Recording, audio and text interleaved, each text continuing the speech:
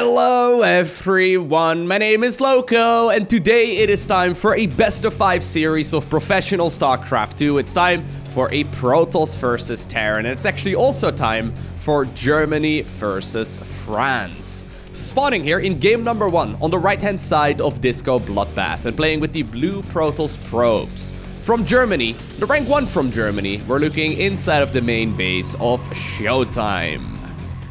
And his opponent on the left-hand side playing with the red Terran SCVs, the rank 1 from France. We're looking inside of the main base of Clem. Now, I think a lot of people are very familiar with the fact that ShoWTimE is one of the very best players outside of South Korea. He has been playing at an extremely high level for many years. However, Clem, I mean, he's really only been competitively playing the game for like, I don't know, a year and a half or so at most. The thing is, for StarCraft 2, there is an age limitation if you want to participate in a lot of the events, in the sense that you have to be older than 16 if you want to actually sign up. Clem, currently 17 years old, already considered to be the rank 1 from France on Aligalek. Very impressive improvements, and while he hasn't necessarily spiked, like for example, someone like Raynor, right? I mean, we saw Raynor obviously becoming one of the very best players very quickly. Clem seems to be steadily improving over time, and currently he's considered to be the rank 9 outside of South Korea. That's very impressive at 17 years old. So we'll see what this meta is going to look like in a couple of years from now. Now he is going for a pretty standard opener. I mean, nothing out of the ordinary just yet. I wonder if he really is going to play anything out of the ordinary. Generally speaking, he plays that very standard macro-focused Terran style. He will mix in a little bit of cheese every once in a while, but he's already becoming a very well-rounded player. That's one of the key characteristics that we generally speaking see whenever someone decides to become a pro gamer. Like, maybe they have really good mechanics and really good strategies, but usually if you just have one good style, that doesn't work, right? Like, your opponents rather are just simply going to be able to counter that relatively easily, and they will try their very best to just cut some corners and defeat you based on your playstyle. And I feel like Clem really has become a much broader player, and a player with a lot more strategies and a lot more variety in his openers as well. ShoWTimE, of course. I mean, I know the Germans always make fun of me in the comment section down below, but he's known as Die Mauer, the wall from Germany. I've had German in school actually for like 5 years. Now, truth be told, I don't really remember a whole lot of it. I wasn't very good at it either, but I did have German in school for many years, and well, Germany, I mean, brother ShoWTimE, very well known for the wall. I guess Germany maybe a little bit as well, but we don't really want to get into politics that much. But ShoWTimE, he's just simply a very stock standard defensive Protoss who will, generally speaking, just play super defensively and then go ahead and kill you. He has been busting out some more aggressive builds here and there as well, and since this is a best of 5 series, I wouldn't be surprised if we see some of that here too. Now look at that, that's cheeky. Clem actually wanted to find that probe, and ShoWTimE was aware of the fact that the Reaper was on the lookout as well. Apparently he decided to recall the worker just to make sure it's going to be safely back at home. There it is. Happily mining away at those minerals. Now, ShoWTimE, like I said, he has been mixing in a little bit more aggression lately as well, and he likewise has also become a more well-rounded player. Because, well, if you play predictably, right, it just simply is so easy for your opponent to deal with it, just because they can cut so many corners. I mean, we saw this a lot, for example, when Innovation was playing the same builds every single game. For a couple of years, it worked, and yeah, I understand a couple of years is a long time, but at some point, people just started playing exceptionally greedy against him. Like, yeah, he's got the best macro in the world, that's great and all, but what if I just simply don't make any units whatsoever, and I just simply go ahead and just, you know, make a lot of bases and just get a stupid amount of economy? Where did that carcass go? Did you see that? I don't know, man, maybe it wanted to check out this little, what is that, like a Murloc Marine? That's actually really cute. Oracle, by the way, made its way across the map. I'm a little bit surprised, actually, he didn't even try to hit the main base whatsoever. I mean, he did see production, I suppose, on the factory and then also the starport. There's no Widowmine burrow. Oh, no, there is actually. Dude, he's got better sense than me. I didn't even notice the Widowmine. There it is. It was pretending to be an SCV all this time. Good call done, actually, by ShoWTimE, figuring out exactly what is going on. More so than I do, even though I technically have perfect vision. What a beast of a man. Alright, so here we go. Now, this is a very classical push that we see a lot in the Protoss versus Terran matchup. There's this dance where Protoss is trying to secure a quick third nexus, and Terran is trying to deny it. Now, this is one of the issues that a lot of Terran players have been dealing with over like the last year or so. The recent improvement to Stimpack does make dealing with this kind of quick third base a little bit easier, but Stimpack, as you can see, is still not done. He's going to start working a little bit on this Nexus. ShoWTimE currently with the economical upper hand, so he's going to be able to just simply produce more units. The question is he going to be able to produce more units by the time that his Nexus ends up falling? He needs to try and shoot us away. So far, it looks like ShoWTimE is going to be able to defend just fine, using those Phoenixes to his advantage, and this Terran push absolutely gets shut down. Now, that's massive, right? I mean, he can start up a third command center right now, but when you're starting up your third base, after the opponent already has finished their third base, obviously that becomes a disaster very, very quickly. We'll have to see here what Clem decides to do. Either you can add on additional production right now, or you can decide to transition towards that third command center. Wouldn't be surprised if he decides to go with the third CC. Yeah, there it is. Okay. I was gonna say, like, your opponent being ShoWTimE, right? It's just too difficult to beat him with another timing attack. He's not very likely to fall. I mean, as soon as that is scouted, as soon as you see additional barracks going up right now, if you were ShoWTimE, you can just add on a whole lot of defensive structures, a couple of shield batteries, maybe try and get yourself a couple of those upgrades a little bit faster, stop chrono boosting out your workers, or stop producing workers entirely, because really the only thing you need to do at that point, if additional production gets added on, is just defend. As long as you hold the push, you're going to be in a phenomenal spot. Now, I like this. ShoWTimE always on the lookout, trying to figure out if that Terran army is leaving. As soon as it is, he's going to be able to pick up a couple of those reinforcing units as well. And this already hurts, right? It's like 2 Marines, an SCV, a Marauder, and I think this second Marauder over here as well. Apparently, Clem doesn't really care too much, though. While he's losing a couple of units on the retreat path, this also costs a lot of those, or the reinforcement path, rather. He also is losing a lot of that energy on these Phoenixes, so that means that at the very least, the army over here is going to be able to do a little bit more. There's 1 shield battery set up, 1 photon cannon as well. There's not really that much Terran, though. Or this much Protoss, rather. I mean, charge is not done yet. The Phoenix is currently out of energy. Yeah, this is actually a very scary push. You can't really go in there very easily either, because he can always back up to the safety of those Widow Mines. There we go. Photon Cannon does end up falling. Reinforcements, obviously, coming out in bigger numbers right now for the Protoss player. He is not able to mine right now, but he can't really charge in there either, because then the Widow Mines blow up all of his Zealots. Well, he does have charge done right now. Nexus already taking a tremendous amount of damage, though, and just before the Nexus falls, he does decide to commit. Good pickups right there, utilizing the Oracle's Revelation to pick up all of those Widow Mines. And ShoWTimE, here we go. The Mauer, once again, defending brilliantly. At the same time, there's also a double drop inside of the main base. Looks like this Widow Mine will be able to deal at least a little bit of damage, but I'm looking at this Terran push, and it also will get shut down. Beautiful play here so far by the German Protoss player. Now, in the meantime, the third command center did indeed finish up, and additional production was also added on.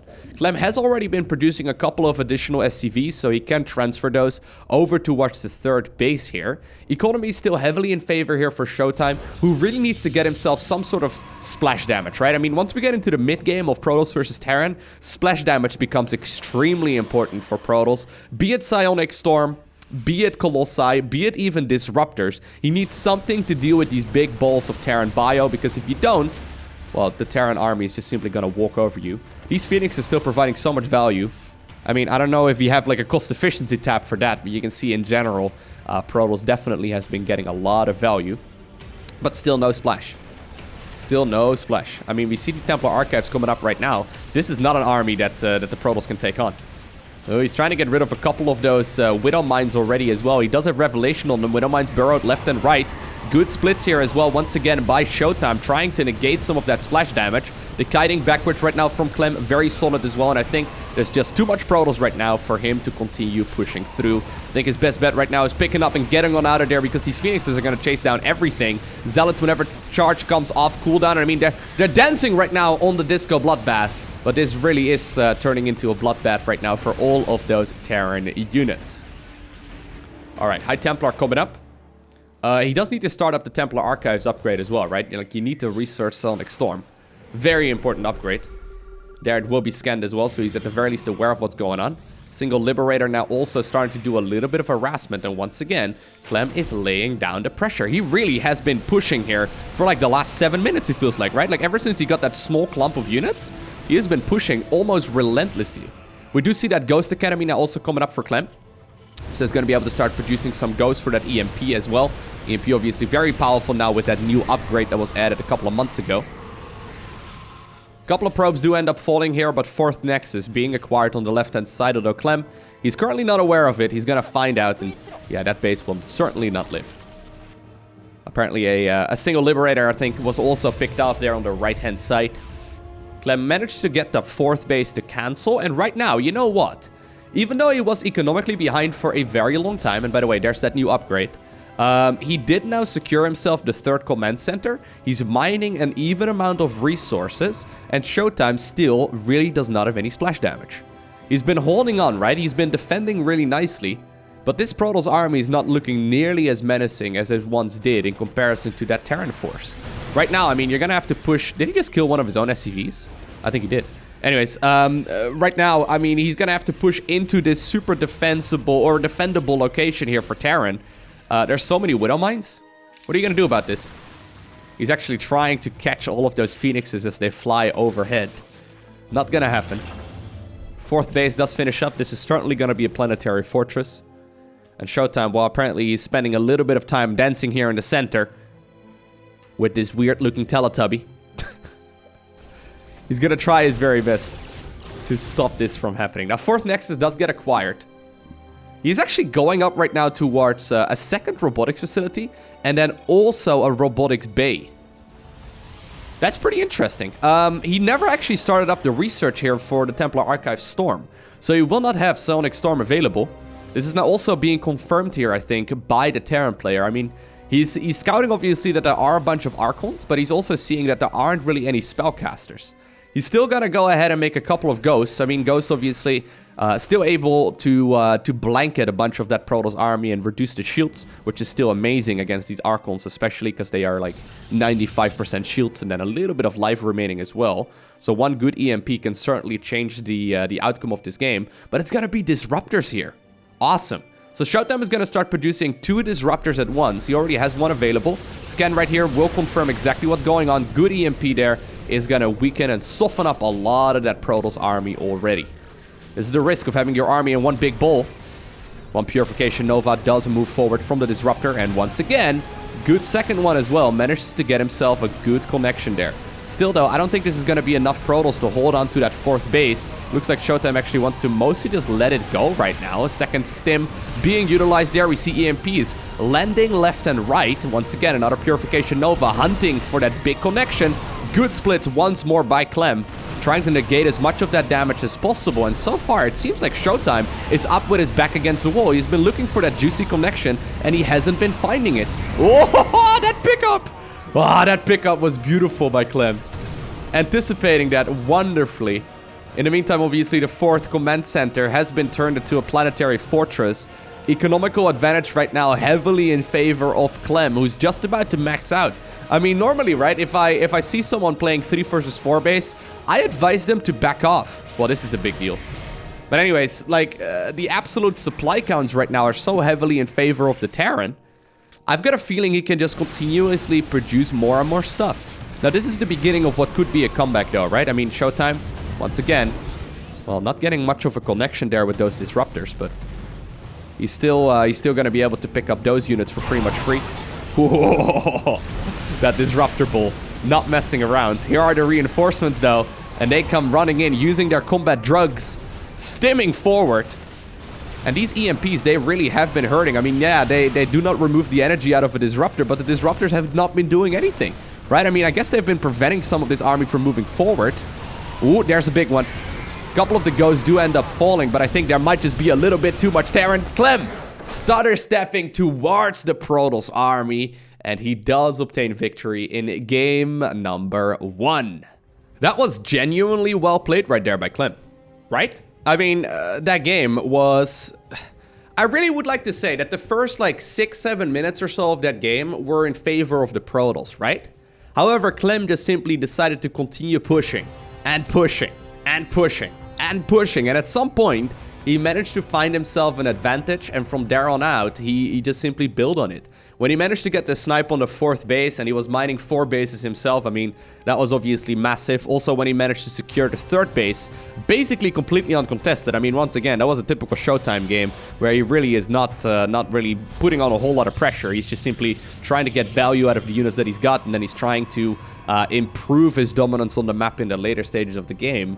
He never really capitalized on the advantage that he got in himself in the early game, and from there on out, it was Clem still in the driver's seat. And obviously on paper, if ShoWTimE would have been able to defend all of that perfectly, I think that he probably would have still been in an amazing spot, and then he's going to be able to play that late game that he's so very comfortable with. But, I mean, Clem just simply didn't allow it to get there after he got himself a small little advantage. He took the finger, grabbed the hand, and then ran away with it. Really nicely done there by the very young Terran player. One of the advantages that we oftentimes see from younger pro gamers is that they're really, really fast. So sometimes people ask, like, what's the retirement age of a pro gamer in StarCraft 2? Well, we don't really know in StarCraft 2, but we do know in StarCraft 1 that usually the guys start getting weaker at, like, age 25. Which is pretty dumb, right? Like, at age 25, you don't have the speed anymore that some of these younger kids do have. Nah, not necessarily, but yeah, in StarCraft 2, obviously, it's a little bit more of a forgiving game. You have a little bit more wiggle room, and I wouldn't be surprised if a lot of people are going to be able to be a pro gamer throughout their 30s and maybe even their 40s as well. We'll see what that's going to look like, I guess, in a couple of decades from now, but there's no denying that the younger players in general are faster, right? So I didn't really check the actions per minute there from Clem, but I wouldn't be surprised if it was spiking up to like 500-600s there near the end. I mean, Serral, obviously, also an extremely quick player. I mean, we always talk about all of the pro gamers and, like, the younger ones and how impressive that is, but then we don't really talk about the fact that, like, Serral is early 20s. Like, it's not like Serral is an old player. I think he's, like, 21, maybe 22 now. It's pretty insane. Anyways, we'll see what ShoWTimE wants to go for here. I mean, that first game, it was pretty much all in his control until one little slip-up, and then Clem just simply took the lead, right? You can't make those slip-ups if you're going to be playing that defensive style. If you want to be Demauer, you can't make any mistakes. So this time around, there's not going to be a Stargate opener. This is actually very annoying. Look at that. Oh my god. Is it? No, he's going to... Ooh! That was close. Well, you know what? That's still 2 SCVs, though. Certainly not a cheap little move to make. And this is all due to the fact that Clem decided to not go for a Reaper here. And when you don't go for a Reaper, that Adept can certainly get a little bit more aggressive. It's going to be a couple of Hellions that move across the map right now. 2 Hellions, really not that scary. Especially not with a couple of defensive units here as well. I mean, there's already a Stalker ready to go. Nice little bit of a wall here as well for ShoWTimE. Another SCV does fall, though. And you know what? Like, there's not a tech lab just yet on that factory. He can't get himself a Cyclone or anything just yet. And Cyclone, generally speaking, is really the tool that you use to push away a lot of these units. A couple of SCVs right now pulled as well. They need to try and repair up that reactor. Sometimes StarCraft 2 is just a numbers game, and I think that is what we've arrived at right now. Ooh. He's going to try and body block a couple of those units, but yeah, no, it really just costs him a single one of those Hellions. I guess in exchange there for an Adept, that's okay, but still think that ShoWTimE certainly got himself a nice little advantage here in the early game. So no Stargate follow-up this time around. It's going to be the instant Twilight Council. So I'm assuming it's going to be Blink first and then a pretty quick follow-up with Charge as well. He may actually just start looking for a third Nexus. That's a very quick third Nexus. Yeah, I think so. So this is a third Nexus off of like what? 2 gateways. That's a 2-gateway third Nexus. Well, there it is. 420 third Nexus apparently. So the reason obviously for this is the map. StarCraft 2 is a wonderful game where the maps certainly determine a lot of the strategies. On Thunderbird, you have this one big ramp leading to the natural and the third base. And while technically this base is harassable as well, obviously it's mirrored, by the way, on the other side. This base is mirrored, or rather harassable as well. You need to bring SCVs and all that across the map. So usually this is the map where you do see quick third bases. Obviously, this does leave him vulnerable right now to a potential timing attack from Clem. So Clem already did finish himself the Stimpack upgrade. But with Blink, I mean, you can buy yourself so much time, right? So here we go. The Stalkers are here. They're going to try and be a nuisance. They're just going to pick up some of these units at a time. Now, this actually could become a bit of a disaster. Yeah, he's actually forced to recall. So nicely done there by Clem, who just happened to actually be hunting there on the right-hand side. I don't know if that was intentional or not, but Managed to get himself another one of those observers as well. But generally speaking, right, that bio army is very good at buying time. And at this point, Clem does not know that the third Nexus has been acquired. The economy is going to go heavily in favor here of ShoWTimE, and this is what a lot of Protoss players do like to do against Terran, because they know that's what Terran struggles against. Right now, Clem, I mean, he did move one medevac across the map, but he certainly cannot commit too much, because you never know how many gateways there's going to be on the back of this, right? Now, at this point, he should certainly start sniffing out that there's not really that much Protoss here. Does manage to get himself another one of those Stalkers, and I wouldn't be surprised if he chases all this army already down. There's the medevac making its way towards the natural. And it's gonna have to start dealing a little bit of damage. Okay. Not a whole lot of probes going down just yet. That Immortal, very helpful. Not a whole lot of anti-air though. Only a single Stalker available over here. Speaking of Stalkers, they're currently stuck on the right-hand side of the map. Cut off the retreat path with that group of bio over here, and that bio group may very well be able to pick up a couple of these Stalkers. At the same time, right now, we finally see Clem being able to do a little bit of damage, target firing down a couple of the probes. Looks like these Stalkers are still zoned out of their own base. There we go, he's properly target firing all of this right now. That's like 4 Stalkers going down and what, 10 workers? Very significant, very, very significant. In the meantime, Clem still decides to continue pushing here, but right now he is stuck between a rock and a hard place. Those Stalkers on the right-hand side pick up one of those medevacs on the retreat path as well. A couple of other Stalkers blink forward, tank some of the damage from the weakened Stalkers already. And right now, Clem, he's gonna have to get out of there. But that's the problem when you're fighting against Stalkers. They will just simply blink all over the place and try and cut you from your retreat. Good little bit of micro once again, though, by the young Frenchman. Dealing a lot of damage here against the Protoss army. I mean, if that was me, I would have lost all those Terran units and picked up like 1 Stalker in the grand scheme of things. Right now, actually, he still almost ended up winning that fight. Still, though, even though a lot of damage was dealt, and we did see 11 probes going down in total, and certainly more resources were lost right here for the Protoss player as well, he still has the third Nexus up. Whereas the third command center is only just now finishing up. Templar Archives. Once again coming up. I would love to see the continued upgrades, by the way. Go straight into 2-2. Very expensive, obviously, so I don't really know exactly if he's going to make that decision. I mean, there's a reason, there we go, why he's a much better Protoss player than I am. I mean, investing like 500 resources into an upgrade that's going to come into play a couple minutes down the line. Obviously, always a bit of a gamble, so maybe he's just going to settle on just the... No, he's going to go 2-2. There you go. See? Me and ShoWTimE, we're thinking along the same lines, okay? That makes me practically ShoWTimE. Except much worse. Anyways, now he's going to be able to get himself the 2-2 upgrades. This will now also be confirmed immediately by Clem. Upon seeing those double forges researching, you can almost immediately also know that something's not quite right. Now, there we go. Couple of Widow Mines. Ooh. Decent splits, but still 8 probes do end up going down. Anyways, when you see that, right, you know your opponent is committing a ton of resources into upgrades that are going to come into play a little while later. There we go. Clem does decide to move forward there. Beautiful force fields, though, by the Mauer. ShoWTimE shuts that army down with absolutely no problem. At the same time, we do see also a couple of those zealots being warped inside of the main base, utilizing that charge upgrade really, really nicely. Widow Mines actually now unburrowing from the mineral line. They don't want to get into a spot where they're actually killing their own SCVs. Looks like the Prism is going to be able to get on out of there, but since there are a couple of Liberators right now, they're not going to be able to be here for all too long, but a couple of SCVs do end up falling. In the meantime, ShoWTimE looks like he ended up winning that big fight right outside of his main base as well. And that now means that he's actually going to be able to get himself into a really good spot. Psionic Storm not quite done just yet. There's no splash damage army once again. But the Prism is still around, right? Did he actually kill the Prism? No, he did kill the Prism. Okay, that's actually a big problem here. Because that means ShoWTimE is not going to have an easy time reinforcing. A lot of SCVs do end up falling here on the right-hand side.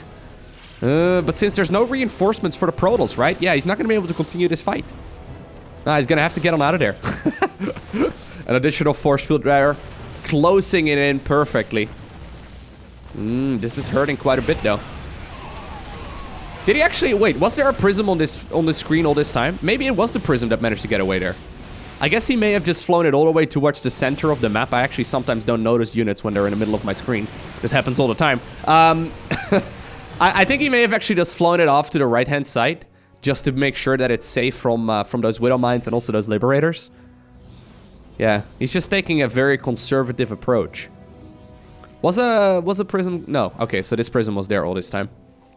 Welcome to the loco blindness. Okay, I do this in about half my casts. Okay, maybe not half, but in a significant margin. There we go.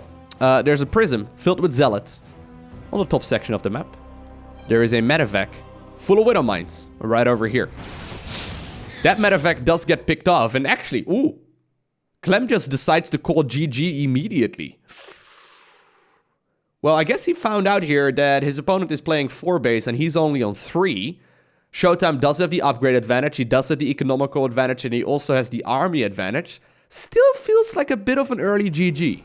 So look, I don't necessarily mind early GGs, but I don't think it's a very good thing to do when you're playing a tournament match, right? So here's the thing, if you're playing ladder games and your opponent is ahead in all 3 aspects of StarCraft, so I mean upgrades, army, and economy, yeah, okay, at that point it might not be a terrible idea to GG.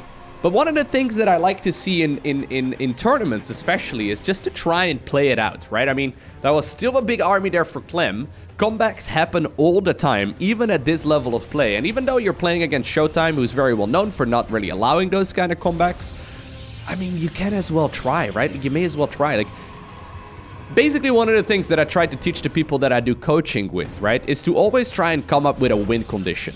So if you're in a rough spot in StarCraft 2, right, and you find yourself in a position where you cannot really win anymore because you're behind in every conceivable way, try and come up with a win condition.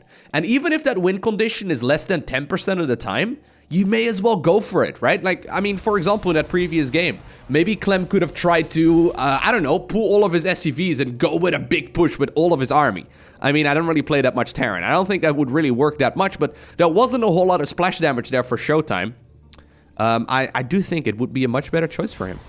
All right, rather than just GGing out immediately. I mean, I don't mind if it's a ladder game, because then it's just practice, right? You're just practicing and you're just like, okay, whatever. We'll just jump into the next one, go from there. But if there's money on the line, like in this series, this was actually casted originally by Wardy over on his Twitch channel. I don't know exactly what series this was from or what tournament this was from, but there's no denying that all of the tournaments that he casts, there's money on the line.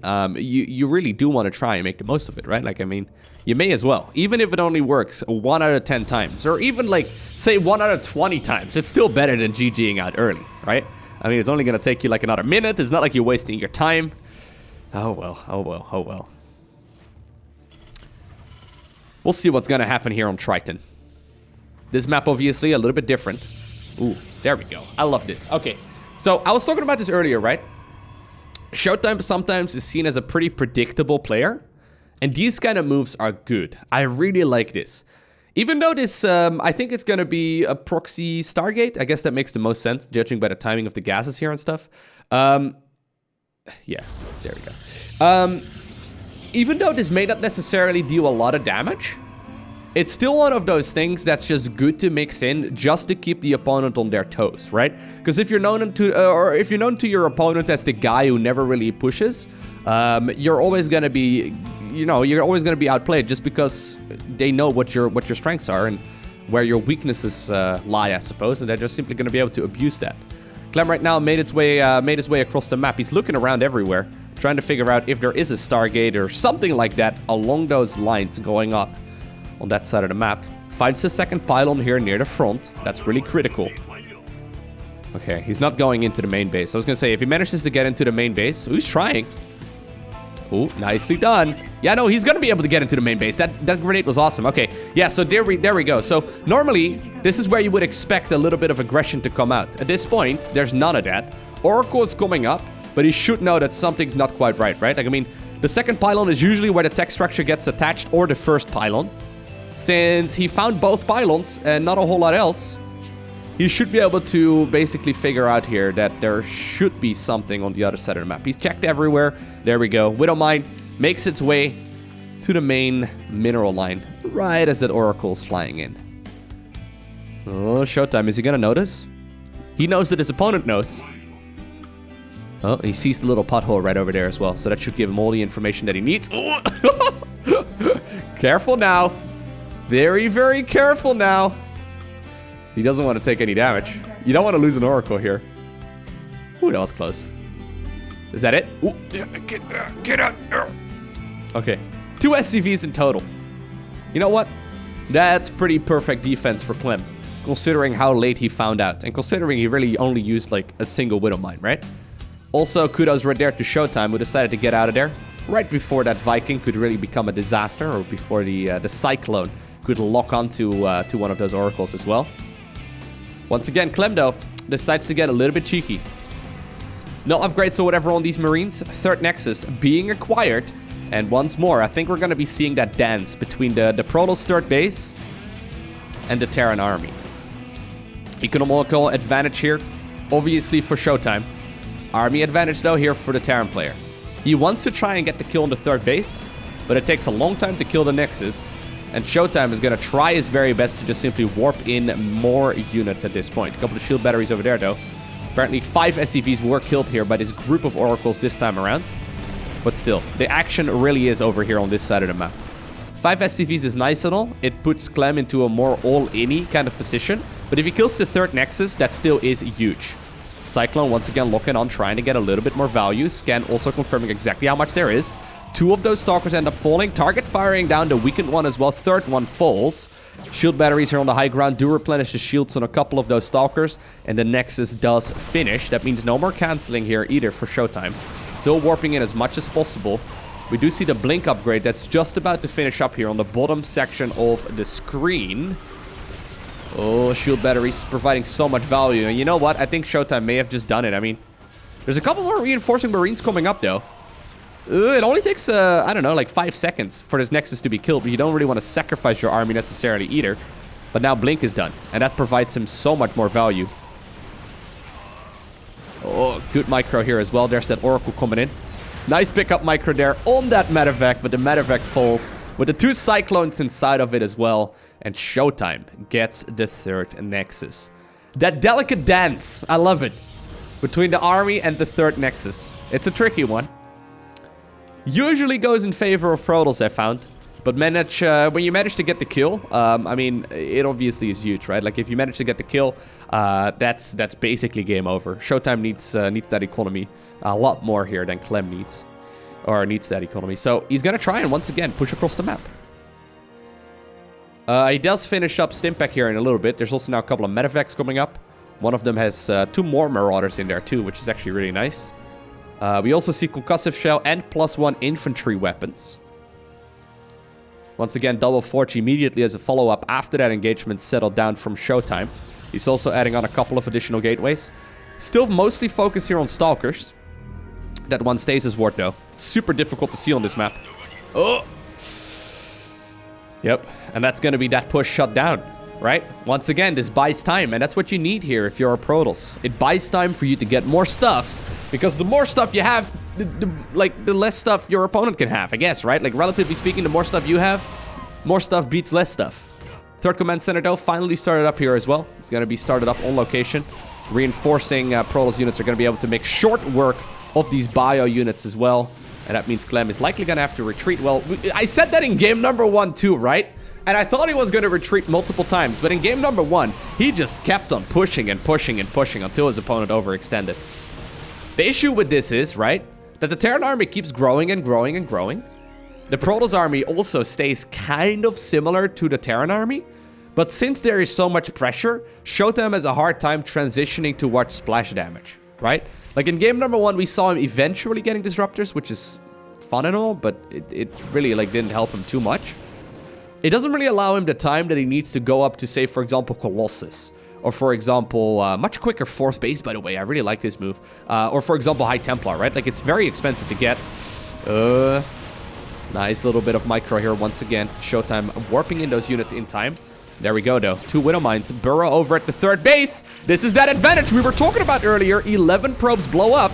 And while none of those units are going to be able to make their way out of there, that's the kind of advantage that Clem is looking for. Immediately, as soon as that happens, he's boxing units towards the other side of the map. Now, I don't know if that's exactly what you want to do, because this Protoss army is still looking very menacing. And keep in mind that 4th Nexus has been acquired, so ShoWTimE is making adjustments here. Not quite playing the same game, trying to play a little bit more greedy here. The 4th Nexus obviously can be a backup as well as anything else. Oh, I love that! Stalkers blinking up from the high ground, or blinking down, I guess, from the high ground. They managed to get 2 medivacs here, and I guess that's going to be most of this Terran army gone as well. Clem forced to retreat, but there we go. 3rd base has been acquired, whereas the 4th Nexus just also finished up. That's a clever little move there. So during all of that chaos, ShoWTimE was able to secure another base, something he did not do in game number 1. It's quite a big deal, because he can transfer workers from the bases that are running out right now to watch that 4th. And he's going to be able to just simply produce up to like 70 workers here relatively easily. Clem, though, does he even know about it? No, he doesn't have any idea. He has no clue. Okay. That means right now that ShoWTimE can grow bigger than Clem. It's still mostly gateway units.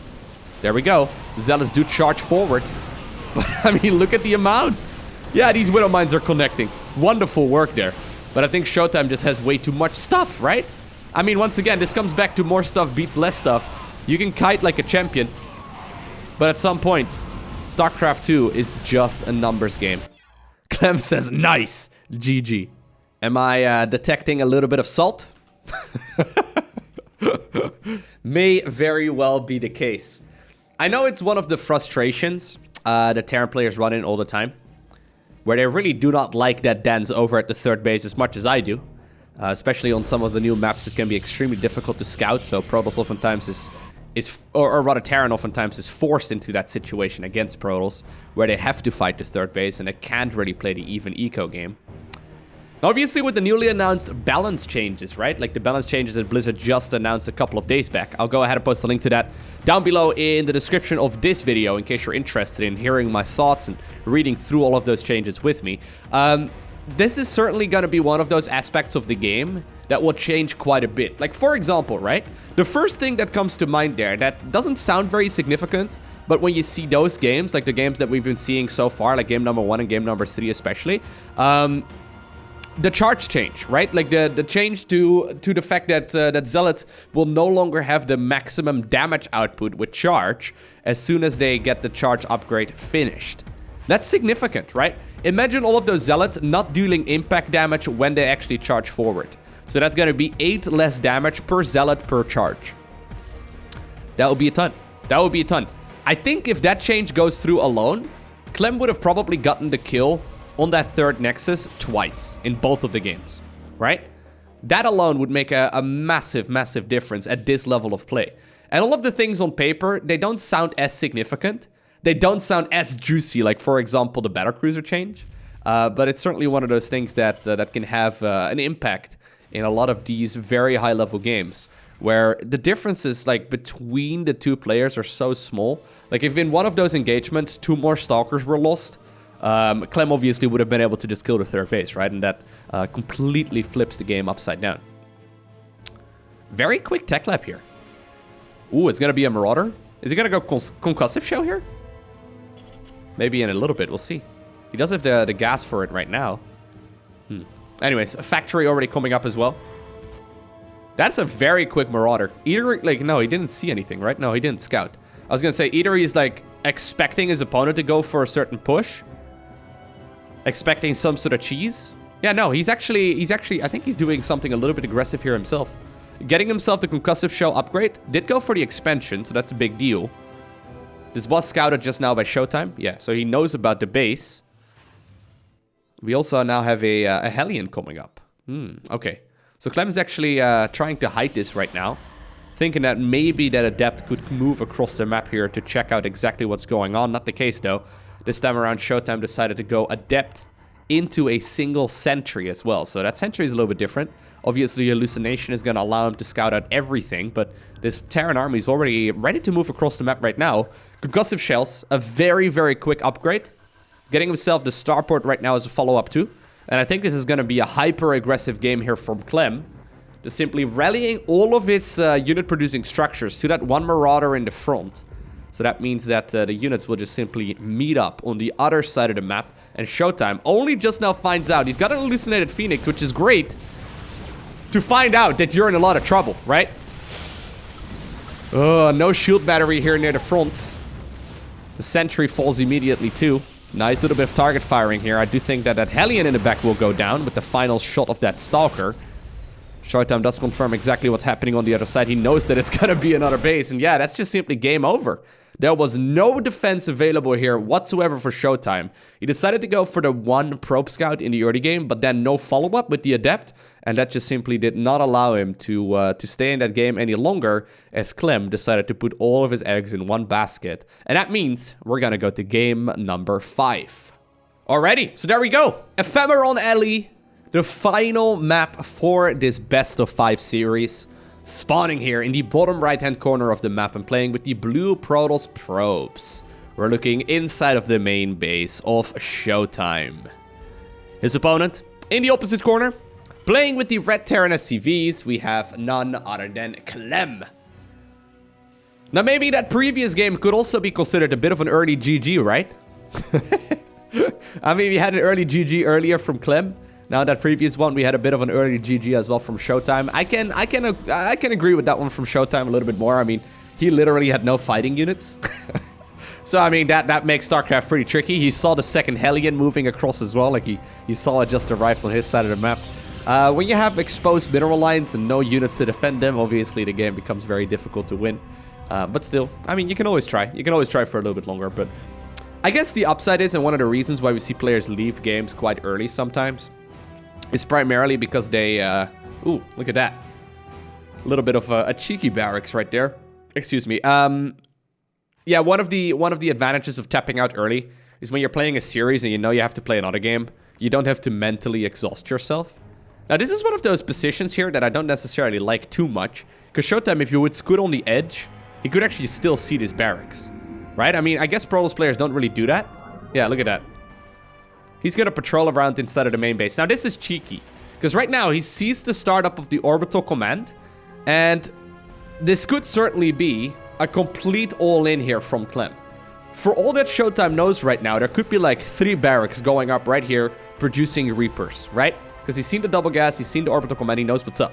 Factory has a follow-up as well. Oh my god. Dude, if you just send it a little bit closer to the edge, you would see that there's nothing. Anyways. This has become so common right now in the matchups that a lot of players have started pretending like this is going on and then playing just a little bit safer, but not too safe. It's a slippery slope, because if you make one mistake, well, right now he knows it's not going to be too aggressive.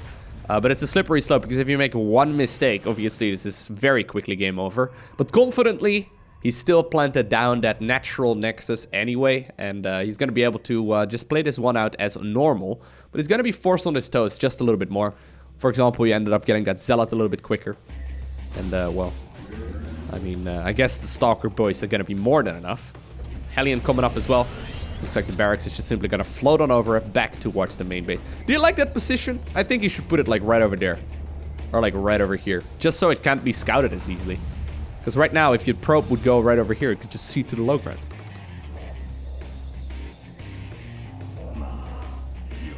Alright, so I wonder if ShoWTimE is worried about it whatsoever. Yeah, okay, I was gonna say.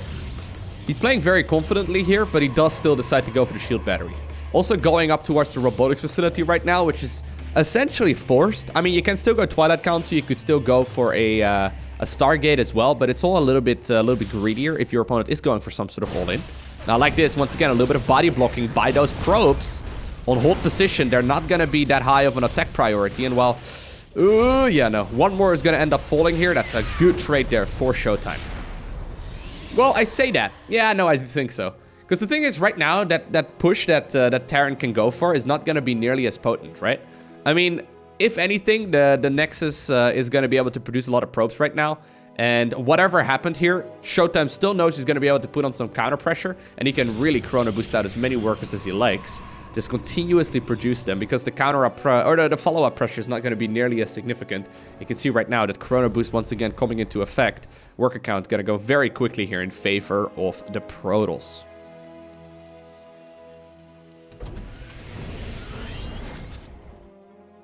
A little surprised he idled for so long over there. I guess he's really not trying to get too much done. Yeah, you obviously never know if there's like a bunker or something like that. One siege tank. Currently on the high ground. Back in my day, you had to research siege mode. It's a shiny tank as well with one of those new skins. Anyways. He's going to be able to siege it up right there in the back. And great scouting once again by Clem. He's been on the dot with those observers. Just sees the little flicker, immediately scans, takes it out. He obviously also knows the timing at which they're supposed to be flying across the map. And ShoWTimE apparently already preparing for it. Just went for the... he just went straight up for a second observer here as well.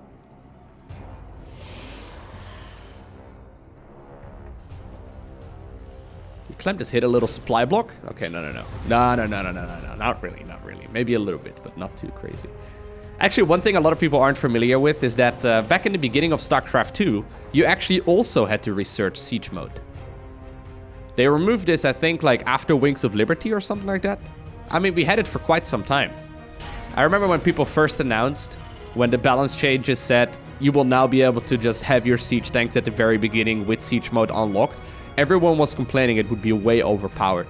Yet imagine the game right now without siege mode immediately unlocked, without like that upgrade immediately available. The game would be trash. It would be very different anyways. Ooh, careful though, there's a lot of force fields available.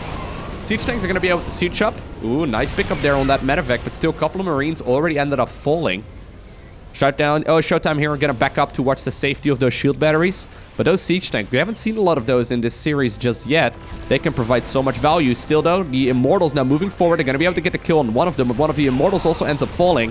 Third Immortal right now joining the fray. Second Immortal also falls. But in the meantime, all of the siege tanks were killed off. And we also saw the pickups on all of those bio units. Clem is going to once again be forced to retreat. But notice here, ShoWTimE has not gone for the third Nexus just yet. He's only going to go for the third Nexus what seems to be right now. That's a full 2 minutes later that we saw earlier, right? I mean, we saw 420 Nexus a little while ago. Right now, it's going to be up to 620 Nexus already.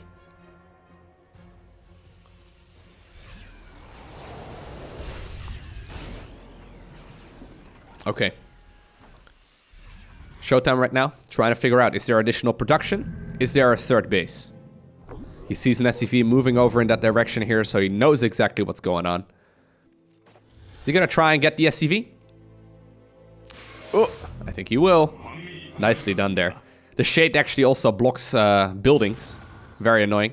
So this is just going to slow things down a little bit. And obviously every single second counts at this point. Definitely liking the position here for ShoWTimE, but he needs to be careful, right? He doesn't have that big booming economy, and once again, he's still not going to be able to transition towards splash units nearly as easily here either.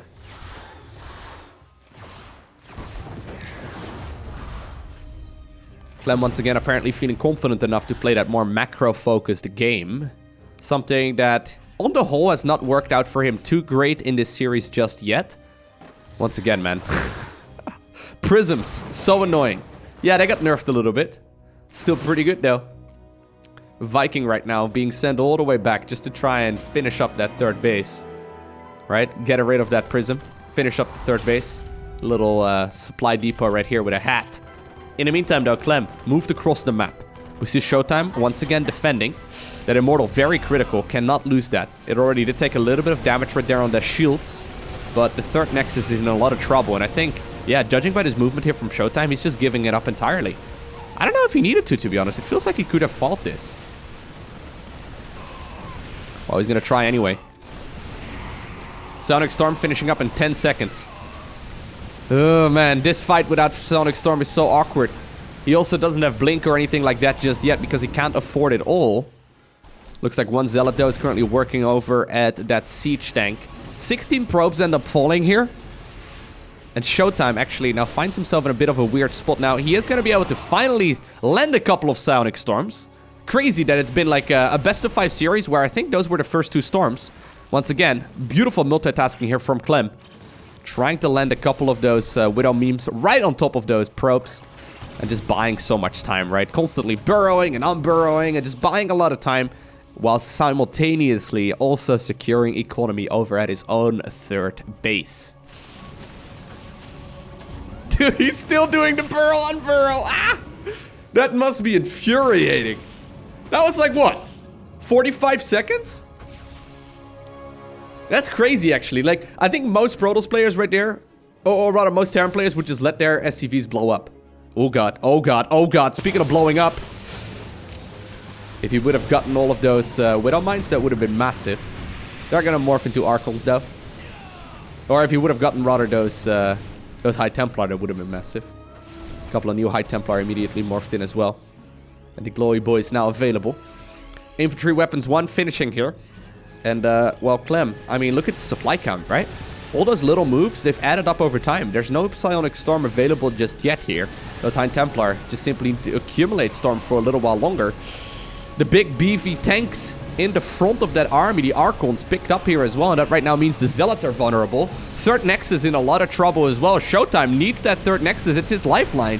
And it does end up falling.